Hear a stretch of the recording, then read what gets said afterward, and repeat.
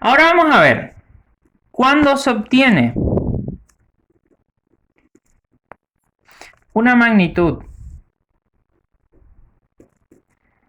como resultado de el cociente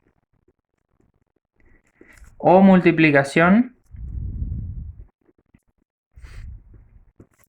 de dos o más mediciones?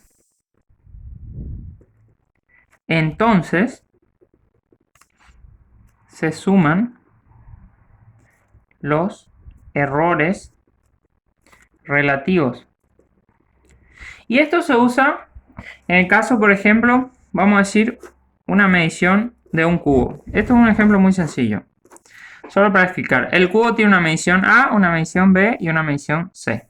Vamos a decir que cada dimensión de esta fue medida con un instrumento diferente. Entonces, el A va a tener un error delta A, el B va a tener un error absoluto delta B y el C va a tener un error absoluto delta C. Si hubiesen sido medidos con el mismo instrumento, este error sería el mismo para los tres. Pero vamos a decir que no fue medido con el mismo instrumento. A fue medido con un instrumento, B con otro y C con otro, que tienen errores absolutos diferentes.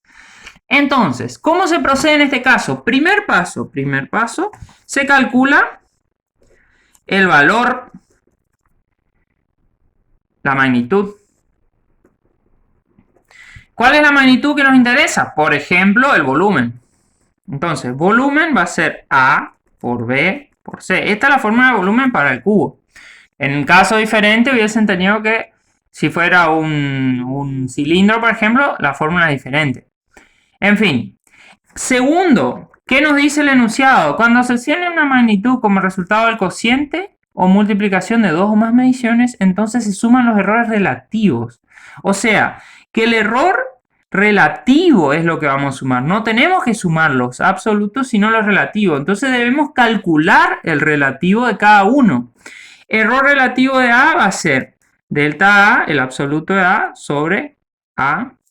Error relativo de B va a ser delta B sobre B. Y error relativo de C va a ser delta C sobre C. Entonces ahí sí, el error relativo del volumen va a ser el error absoluto, el error relativo de A más el relativo de B más el relativo de C. Y ahí, ¿cómo se procede? ¿Cuál sería el tercer paso? Se plantea lo siguiente. El error absoluto del volumen sobre el volumen es el relativo del volumen. Entonces se despeja el absoluto del volumen, que hasta ahora no lo sabemos porque no es la suma de estos tres, va a ser el relativo del volumen por el volumen. Y el relativo del volumen lo tenemos acá y el volumen lo tenemos acá. Esta es la forma que se tiene para calcular estas aplicaciones.